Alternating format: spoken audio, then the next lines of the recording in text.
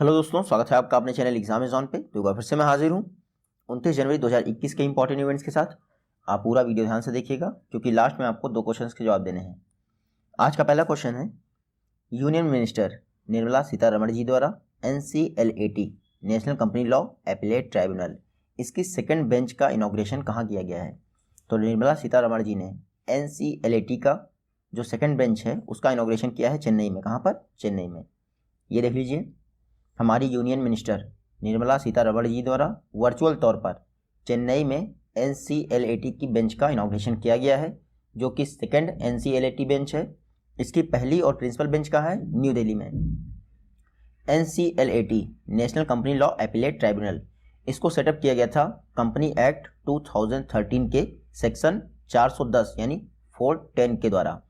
जो insolvency bankruptcy board होता है, कॉम्पिटिशन कमीशन ऑफ इंडिया होता है या नेशनल कंपनी लॉ ट्राइब्यूनल होता है, उन सबके डिसीजन के खिलाफ NCLAT में अपील की जा सकती है। इसीलिए इसका नाम है NCLAT national company law appellate tribunal.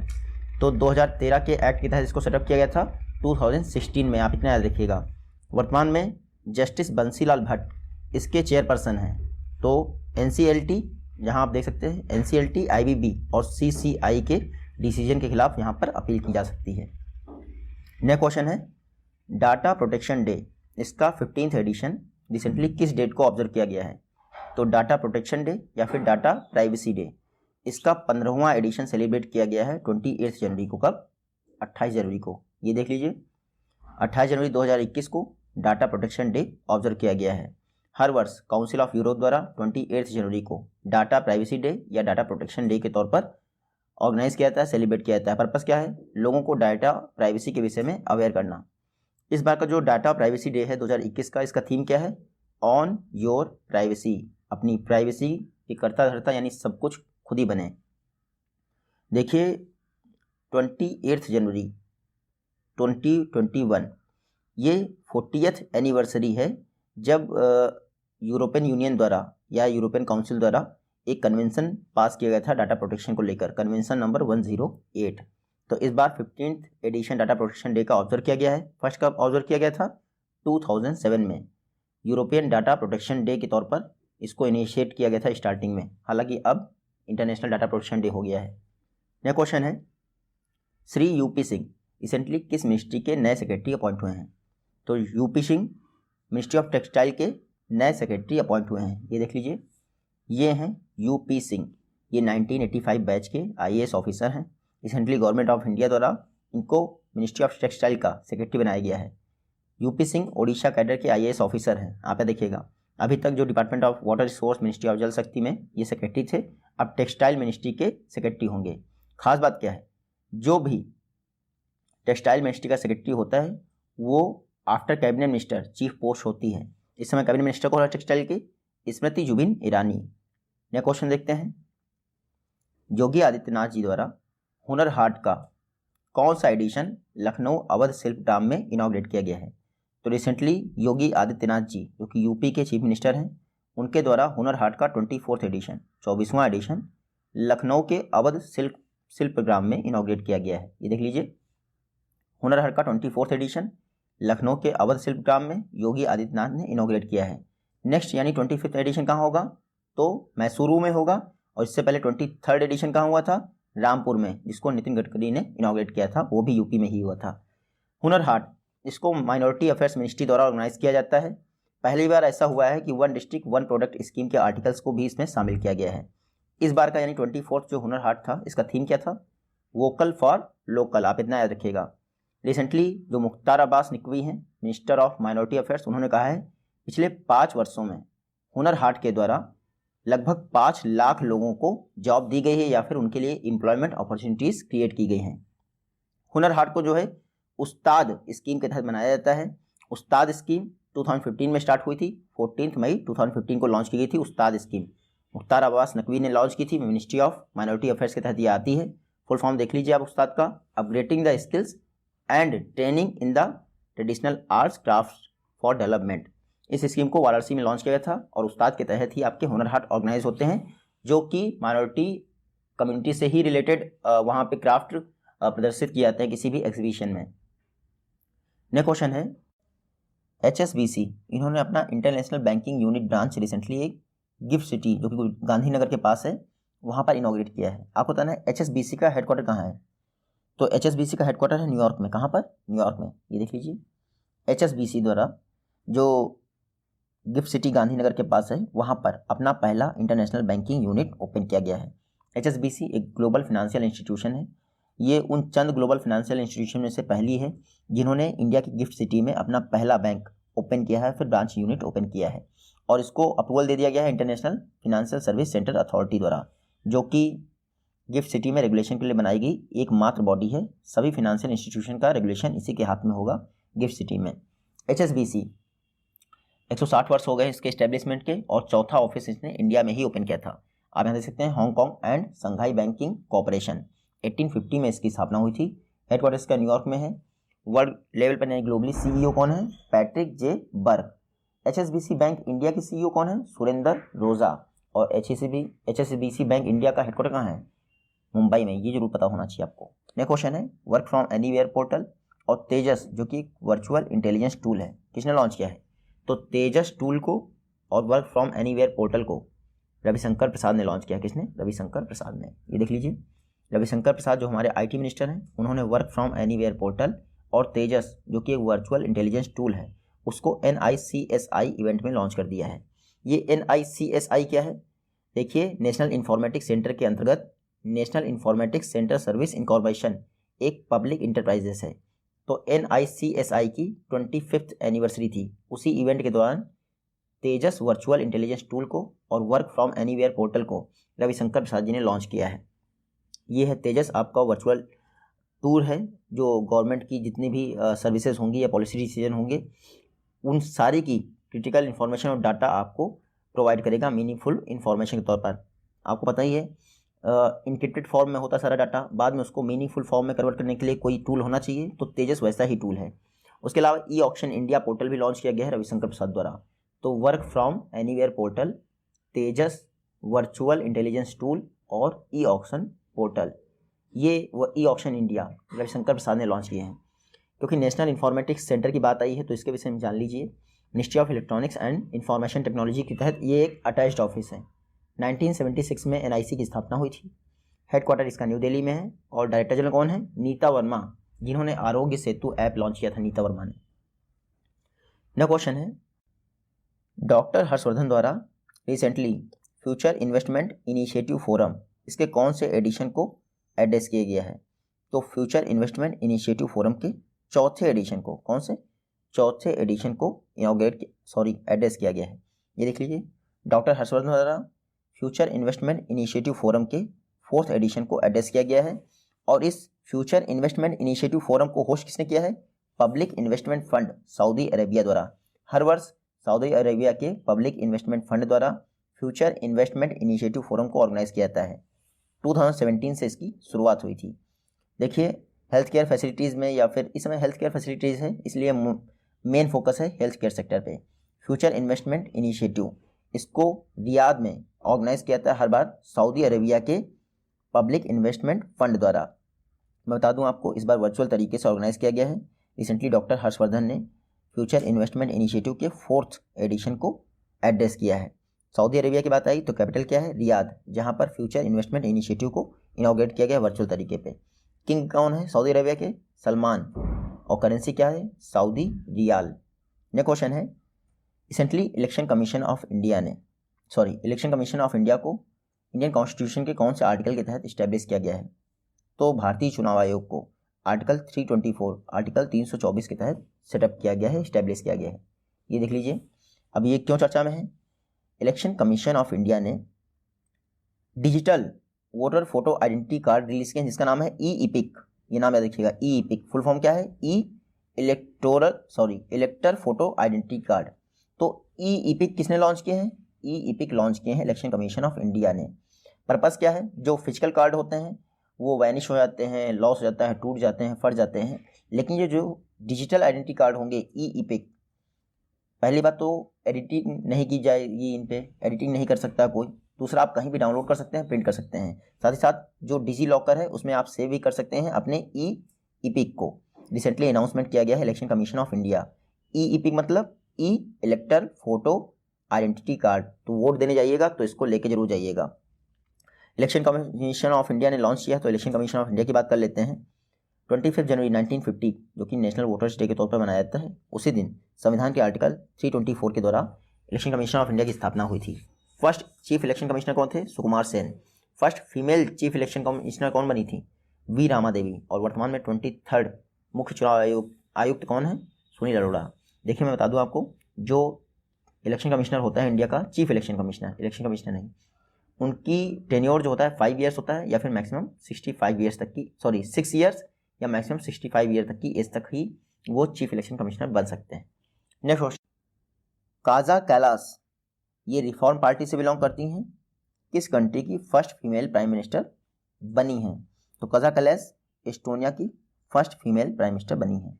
ये देख लीजिए, काजा कैलास रिफॉर्म पार्टी से बिलोंग करती हैं और एस्टोनिया की फर्स्ट फीमेल प्राइम मिनिस्टर बनी हैं।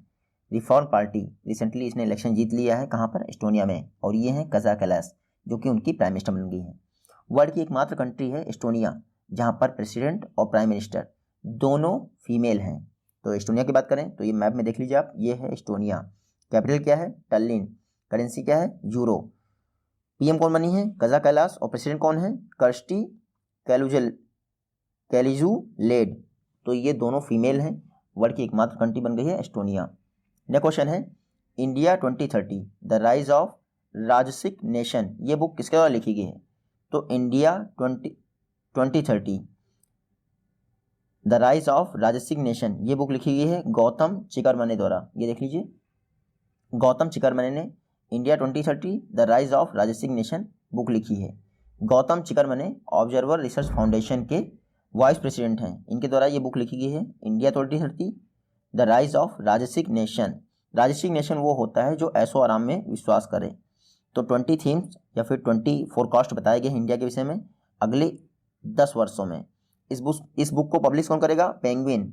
आप सभी को पता है पेंगुइन प्रेस इसको पब्लिश करेगी। तो ये है द राइज ऑफ राजसिक नेशन इंडिया 2030, गौतम चिकरमने ने ये बुक लिखी है। क्योंकि ऑब्जर्वर रिसर्च फाउंडेशन के वाइस प्रेसिडेंट हैं, तो ऑब्जर्वर रिसर्च फाउंडेशन की बात करें तो एक थिंक टैंक है, दिल्ली में इस्टेब्लिश किया गया था 1990 में। चेयरपर्सन कौन है इसके ऑब्जर्वर रिसर्च फाउंडेशन के? संजय जोशी। प्रेसिडेंट कौन है? समीर शरण। नेक्स्ट क्वेश्चन देखते हैं, रिसेंटली जो टेक्सटाइल कमेटी ऑफ इंडिया है, मिनिस्ट्री ऑफ टेक्सटाइल के तहत कार्य करती है, उसने निशंकन क्वालिटी इवैल्यूएशन सेंटर के साथ एक मेमोरेंडम ऑफ अंडरस्टैंडिंग साइन किया है। आपको पता है निशंकन क्वालिटी इवैल्यूएशन सेंटर किस कंट्री में स्थित है? तो निशंकन क्वालिटी इवैल्यूएशन सेंटर जापान में स्थित है। कहाँ पर? जापान में। ये देख लीजिए, टेक्सटाइल कमेटी ने रिसेंटली जापान के निशंकन क्वालिटी इवैल्यूएशन सेंटर से MOU साइन किया है, मेमोरेंडम ऑफ अंडरस्टैंडिंग। पर्पस क्या है? पर्पस ये है कि जापानीज बायर्स हैं उनकी रिक्वायरमेंट के हिसाब से इंडियन टेक्सटाइल की क्वालिटी को इंश्योर किया जा सके। इसके लिए क्या करेगा? जापान अपने टेक्निकल सपोर्ट प्रोवाइड करेगा ताकि हमारे इंडियन जो टेक्सटाइल है उसकी क्वालिटी बेहतर की जा सके, जापानी स्टैंडर्ड के बराबर ये बन सके। तो जापान के निशंकन क्वालिटी इवैल्यूएशन सेंटर और टेक्सटाइल कमेटी के बीच में MOU साइन हुआ है। टेक्सटाइल कमेटी की बात करें तो 1963 में इसको एक एक्ट के द्वारा बनाया गया था मिनिस्ट्री ऑफ टेक्सटाइल के अंतर्गत। ये चाहे डोमेस्टिक टेक्सटाइल हो या फिर एक्सपोर्ट टेक्सटाइल हो, उन दोनों की क्वालिटी मेंटेनेंस का कार्य करती है टेक्सटाइल कमेटी। नेक्स्ट क्वेश्चन है, US गवर्नमेंट द्वारा जो न्यू स्टार्ट ट्रीटी है उसके एक्सटेंशन का प्रपोजल दिया गया है। आपको बताना है कितने वर्ष के लिए एक्सटेंड की जाएगी न्यू स्टार्ट ट्रीटी? तो न्यू स्टार्ट ट्रीटी को 5 वर्षों के लिए एक्सटेंड कर दिया जाएगा। 2 फरवरी को यह समाप्त होने वाला था, यानी एक्सपायर होने वाली थी new start treaty. Recently Russian law makers यानी रशिया की पार्लियामेंट ने जो Russia US arm control treaty थी जिसका नाम था न्यू स्टार्ट का full form strategic arm reduction treaty, इसको एक्सपायर होने से पहले ही 5 फरवरी को एक्सपायर होने वाली थी, उसको एक्सपायर होने से पहले ही 5 वर्ष के लिए एक्सटेंड कर दिया है। रिसेंटली जो बिडेन जो कि US के 46 प्रेसिडेंट बने हैं उनके द्वारा कहा गया था कि हमें न्यू स्टार्ट ट्रीटी को एक्सटेंड कर देना चाहिए। न्यू स्टार्ट ट्रीटी 2010 में साइन की गई थी US प्रेसिडेंट बराक ओबामा और उस समय के रशियन प्रेसिडेंट दिमित्री मेदवेदेव के द्वारा। इसमें कहा गया था कि डिप्लॉयड न्यूक्लियर वेपन्स जो है वो वार हेड्स 1550 से ऊपर नहीं होने चाहिए और डिप्लॉयड न्यूक्लियर मिसाइल 700 से ऊपर नहीं होनी चाहिए। तो न्यू स्टार्ट ट्रीटी रशिया और यूएस के बीच में न्यूक्लियर वेपन्स पर आधारित एक ट्रीटी है जिसको 5 वर्ष के लिए एक्सटेंड कर दिया गया है। 5 फरवरी को ये एक्सपायर हो रही थी। कुछ समय पहले ही यूएस ने अनाउंस किया था कि वो ओपन स्काई ट्रीटी से बाहर हो जाएगा। अब रशिया ने भी कहा है कि वो यूएस को ही फॉलो करेगा। ओपन स्काई ट्रीटी में क्या होता है कि एक दूसरे के जहाज जाते हैं एक दूसरे की कंट्री के वॉरहेड्स या फिर वेपन सिस्टम्स के ऊपर। इससे ट्रांसपेरेंसी मेंटेन होती है कि कोई एक्स्ट्रा वेपन्स तो स्टोर नहीं कर रहा है। लेकिन अब देखते हैं क्या होता है।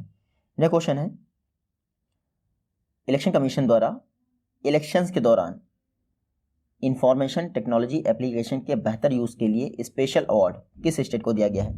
तो special award for information technology application in elections दिया गया है मेघालय को। किसको दिया गया है? मेघालय को।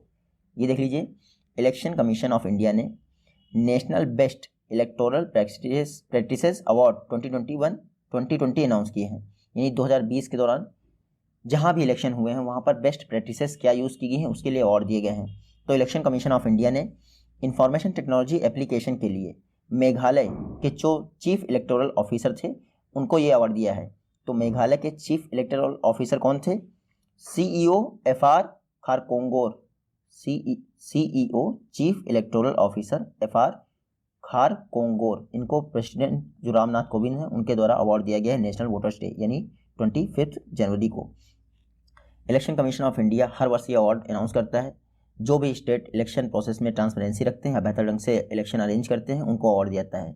इस बार IT एप्लीकेशन के बेहतरीन यूज़ के लिए मेघालय को ये national best electoral practices award से सम्मानित किया गया है। आप याद रखिएगा। और उसी जो चीफ इलेक्टोरल ऑफिसर है उनका नाम याद रखिएगा, FR खारकोंगोर, क्योंकि मेघालय को ये अवार्ड दिया गया है इलेक्टोरल प्रोसेसेस के लिए। तो मेघालय की बात कर लेते हैं। रिसेंटली मेघालय में इंडिया का longest road arch bridge inaugurate किया गया जिसका नाम है वाहरेओ ब्रिज। मेघालय के CM कौन है? कॉनराड संगमा। गवर्नर कौन है? सत्यपाल मलिक। नेक्स्ट क्वेश्चन है, किस इंडियन बैंक ने अनाउंस किया है कि वो अपने रिवॉल्विंग क्रेडिट कार्ड्स जो लॉन्च करने जा रहा है उसमें 48 डेज तक कैश एडवांस फ्री करेगा इंटरेस्ट फ्री तरीके से, या फिर उसके डायनेमिक इंटरेस्ट रेट रहेंगे? तो रिसेंटली IDFC बैंक ने अनाउंस किया है कि वो 48 डेज के लिए अपने क्रेडिट कार्ड के द्वारा 0 इंटरेस्ट पर कैश विड्रॉल अलाउ करेगा। अभी कोई भी बैंक जो है क्रेडिट कार्ड प्रोवाइड नहीं करती है कैश विड्रॉल के लिए, यानी कि आप क्रेडिट कार्ड से कैश विड्रॉल नहीं कर सकते हैं। लेकिन IDFC बैंक अब ये प्रोसेस शुरू करता है। 48 डेज़ के लिए आपको 0 इंटरेस्ट रेट पे करना होगा। अगर आप कैश भी विड्रॉल करते हैं कोई दिक्कत नहीं, और सही भी है। जब हमें पे ही करना है तो क्यों ना हम अपनी ज़रूरत की चीज़ में यूज़ कर पाएँ, और ज़रूरत की चीज़ कैश से अच्छी कुछ नहीं हो सकती। अब हमें क्रेडिट कार्ड दे दिया है लेकिन ये कह दिया गया है सिर्फ ऑनलाइन शॉपिंग ही कर सकते हैं आप। अरे कैश की भी ज़रूरत पड़ती है भैया। मैं आपको बता दूं, जो अदर बैंक हैं 250 से लेकर 450 रुपये चार्ज करती हैं कैश विड्रॉल पर, या फिर 2.5 से लेकर 3.5% तक चार्ज करती हैं। लेकिन IDFC जो बैंक है वो ऐसा कुछ भी नहीं करेगा। IDFC फर्स्ट बैंक की बात करें तो अक्टूबर 2015 में स्थापना हुई थी। IDFC का रिसेंटली कैपिटल फर्स्ट के साथ मर्जर कर दिया गया है, तो अब इसका नाम हो गया है IDFC फर्स्ट बैंक। हेडक्वार्टर इसका मुंबई में है। CEO कौन है? V वैद्यनाथन, तो याद रखिएगा। नेक्स्ट क्वेश्चन है, IPO यानी इनिशियल पब्लिक ऑफर लॉन्च करने वाली या फिर जारी करने वाली इंडिया की फर्स्ट गेमिंग कंपनी कौन सी बन गई है? तो IPO लॉन्च करने वाली इंडिया की फर्स्ट गेमिंग कंपनी बन गई है नज़ारा टेक्नोलॉजीज़। कौन? नज़ारा टेक्नोलॉजीज़। ये देखिए, नज़ारा टेक्नोलॉजीज़ इंडिया की फर्स्ट गेमिंग कंपनी बन गई है जिसने IPO रिलीज़ कर दिए हैं, IPO के लिए फाइल किया, इनिशियल पब्लिक ऑफर। आप सभी को पता है कि शेयर मार्केट में लिस्ट करने के लिए या फिर पहली बार जब शेयर जारी करते हैं तो उसको कहते हैं initial public offer. Mumbai based firm है नज़ारा टेक्नोलॉजीज़, उन्होंने इनिशियल पब्लिक ऑफर जारी कर दिए हैं। नज़ारा को 2000 में इस्टेब्लिश किया गया था नीतीश मित्तर सेन द्वारा, और ये इंडिया की एक गेमिंग कंपनी है। वर्ल्ड क्रिकेट चैंपियनशिप, छोटा भीम और मोटू पतलू ये फेमस गेम है नज़ारा टेक्नोलॉजीज़ के। यहाँ पर देखिएगा। नेक्स्ट क्वेश्चन देखते हैं, गुच्ची मशरूम ये किस स्टेट या फिर यूनियन टेरिटरी का मशरूम है जिसे रिसेंटली GI टैग दिया गया है? तो गुच्ची मशरूम जम्मू कश्मीर का, कहाँ का? जम्मू कश्मीर का फेमस मशरूम है जिसे रिसेंटली GI टैग मिला है। ये गवर्नमेंट ने अनाउंस किया है कि GI टैग मिला है गुच्ची मशरूम को। गुच्ची मशरूम हेल्थ बेनिफिट्स, ये देख सकते हैं आप, ये है गुच्ची मशरूम, हेल्थ बेनिफिट्स से फुल होते हैं और मशरूम काफ़ी महंगा भी मिलता है, आपको पता ही होगा। कुछ समय पहले ही जो जम्मू कश्मीर का सेफ्रॉन है उसको भी जीआई टैग मिला था, अब गुच्ची मशरूम को भी मिल गया है। फंगस से बनते हैं, पेल येलो कलर के होते हैं, बाकी कुछ इंपॉर्टेंट नहीं है आपके लिए। हालांकि लोकल भाषा में इसको थुनतू कहते हैं, ये आपको पता होना चाहिए। गुच्ची मशरूम को जम्मू कश्मीर में थुनतू कहते हैं। जीआई टैग हमारे लिए इंपॉर्टेंट है, तो आपको ये पता होना चाहिए। ज्योग्राफिकल इंडिकेशन, ये DPIIT, department for promotion of industry and internal trade के तहत जो जीआई रजिस्ट्री होती है, चेन्नई में हेडक्वार्टर है जिसका, वो जीआई टैग देती है। कितने वर्षों के लिए वैलिड होता है ये? 10 वर्षों के लिए वैलिड होता है। इंडिया में फर्स्ट जीआई टैग मिला था दार्जिलिंग टी को 2004 में। नेक्स्ट क्वेश्चन देखते हैं। आरबीआई के डाटा के अनुसार जो डोमेस्टिक फर्म्स हैं यानी इंडियन कंपनीज हैं, इस बार उनका ओवरसीज इन्वेस्टमेंट कितना गिर गया है। तो ओवरसीज इन्वेस्टमेंट से इंडिया को लॉस होता है क्योंकि हमारी कैपिटल जो है वो बाहर जाती है। तो ओवरसीज इन्वेस्टमेंट में कमी आई है 42%, ये इंडिया के लिए फ़ायदा है। ओवरसीज इन्वेस्टमेंट जितना कम होगा इंडियन इकोनॉमी के लिए उतना ही फ़ायदा होगा, क्योंकि हमारी जो कैपिटल होगी वो हमारी कंट्री में ही लगेगी। रिसेंटली आरबीआई ने डाटा रिलीज़ किया है कि डोमेस्टिक फर्म्स द्वारा ओवरसीज इन्वेस्टमेंट इस बार 42% घटा है। इसका मतलब वोकल फॉर लोकल को प्रमोशन मिला है। ये जो 42% डिक्रीज हुआ है ये लगभग $1.45 बिलियन के आसपास होता है। सिर्फ दिसंबर के लिए डाटा रिलीज़ किया गया है, किसके द्वारा? आरबीआई द्वारा। ये जो $1.45 बिलियन है उसमें सबसे ज़्यादा कमी देखने को मिली है इक्विटी इन्फ्यूज़न। इक्विटी इन्फ्यूज़न के थ्रू सबसे कम जो है आपका FDI इन्वेस्टमेंट हुआ है, फॉरेन डायरेक्ट इन्वेस्टमेंट। तो आप इतना देखिए, ये बाहर के लिए बात की जा रही है 1.45 बिलियन डॉलर में। वैसे FDI में आपको पता ही है, चाइना ने FDI रिसिपेंट के मामले में USA को सरपास कर दिया है और इंडिया को $57 बिलियन FDI मिला है इस बार 2020 में, जो कि लास्ट ईयर से 13% ग्रोथ दिखाया है इसने। तो आरबीआई के डाटा के अनुसार जो डोमेस्टिक फर्म्स हैं उन्होंने ओवरसीज इन्वेस्टमेंट में 42% का डिग्रोथ दिखाया है, लगभग $1.45 बिलियन। आरबीआई की बात करें तो आप यहाँ देख लीजिए, आरबीआई एक्ट 1934 के द्वारा हिल्टन यंग कमीशन की सिफारिश पर 1 अप्रैल 1935 में कोलकाता में आरबीआई की स्थापना हुई थी। बाद में मुंबई में इसका हेडक्वार्टर ट्रांसफर कर दिया गया था 1937 में। आरबीआई का नेशनलाइजेशन कब हुआ था? 1949 में। और बैंकिंग रेगुलेशन एक्ट भी उसी वर्ष पास हुआ था। आरबीआई के फर्स्ट गवर्नर कौन थे? Osborne Smith. फर्स्ट भारतीय गवर्नर कौन थे? CD देशमुख। आरबीआई का हेडक्वार्टर है मुंबई में और गवर्नर कौन है? Shaktikanta Das, 25th RBI governor है। लास्ट क्वेश्चन है कृषि सखा ऐप, ये इंडियन फार्मर्स के लिए वन स्टॉप शॉप होगा। रिसेंटली किसके द्वारा लॉन्च किया गया है? तो कृषि सखा ऐप, इसको लॉन्च किया है भारतीय एक्सा जनरल इंश्योरेंस ने। ये देख लीजिए, भारतीय एक्सा जनरल इंश्योरेंस द्वारा कृषि सखा ऐप लॉन्च किया गया है, जो इंडियन फार्मर्स के लिए वन स्टॉप शॉप होगा। और शॉप मतलब जो डेली फार्मिंग नीड्स को पूरा करेगा। हम अपनी डे बाय डे की ज़रूरतों के लिए इसी शॉप पे ही जाते हैं ना, तो आपकी वन स्टॉप शॉप होगा कृषि सखा ऐप, जिसको भारतीय एक्सा जनरल इंश्योरेंस ने लॉन्च किया है। इस ऐप में प्रधानमंत्री फसल बीमा योजना की भी सारी जानकारी होगी। तो क्रॉप इंश्योरेंस रिलेटेड जितने भी जानकारी हैं आप एक्सेस कर सकते हैं यहाँ पर। तो आप देख सकते हैं प्रोडक्टिविटी को इन्हेंस करने के लिए क्या फार्म प्रैक्टिसेस होनी चाहिए, उसको भी सजेस्ट करेगा आपका कृषि सखा ऐप, जिसको भारतीय एक्सा जनरल इंश्योरेंस ने लॉन्च किया है। भारतीय एक्सा जनरल इंश्योरेंस की बात करें 2008 में स्थापना हुई थी, मुंबई में इसका हेडक्वार्टर है। और भारतीय एक्सा के MD एंड CEO कौन है? संजीव श्रीनिवासन। मोटो देख लीजिए आप, टैगलाइन, सुरक्षा का नया नजरिया। ये आज की वीडियो से क्वेश्चन है। आई होप कि आप इन दोनों का जवाब दे पाएंगे। जल्दी ही मिलते हैं नेक्स्ट वीडियो में। तब तक के लिए take care, good bye and जय हिंद।